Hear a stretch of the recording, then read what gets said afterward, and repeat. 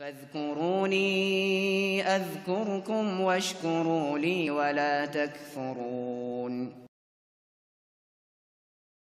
ان الحمد للہ والصلاۃ والسلام علی رسول اللہ. ناظرین کرام، شکر کے حوالے سے ہم ایک بہت بڑی غلط فہمی میں مبتلا ہیں. ہم یہ سمجھتے ہیں کہ زبان سے اتنی مرتبہ اور اتنی مرتبہ الحمدللہ الحمدللہ کہہ دیا اور اللہ کا شکر ادا ہو گیا. یہ صحیح نہیں ہے. شکر تو دراصل دل کے اس لطیف احساس کا نام ہے جس کے سبب ہم اپنے محسن سے محبت کرنے لگ جاتے ہیں. ہر موقع پر اس کے احسان کا اعتراف کرتے ہیں اور کوشش میں لگ جاتے ہیں کہ کسی طرح اپنے محسن کو خوش کر دیں. لیکن اگر ہم زبان سے الحمدللہ الحمدللہ رٹتے چلے جائیں لیکن دل میں احسان مندی کا کوئی جذبہ نہ ہو تو عمل میں اس کی جھلک مشکل سے ہی نظر آتی ہے. اصل میں یہ محبت کا جذبہ ہے جو بندے کو شکر گزاری کی طرف مائل کرتا ہے.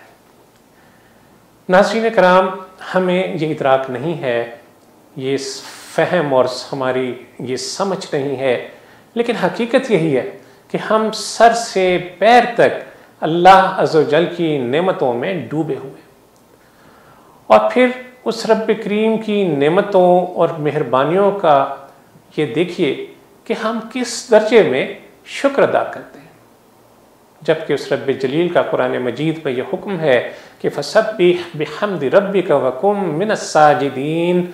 اپنے رب کی حمد کے ساتھ اس کی تسبیح بیان کرو اور اس کی جناب میں سجدہ ریز رہو. وَاعْبُدْ رَبَّكَ حَتَّى يَأْتِيَكَ الْيَقِينُ.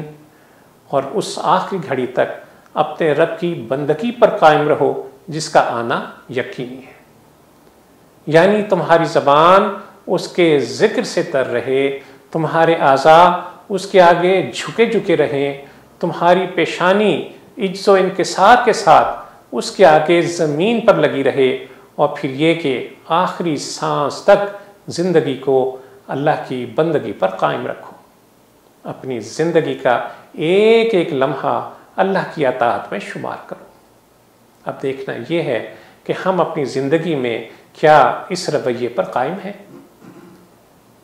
یہی روش رب کی بندگی ہے، یہی روش رب کی نعمتوں کا شکرانہ ادا کرنے کی کوشش ہے.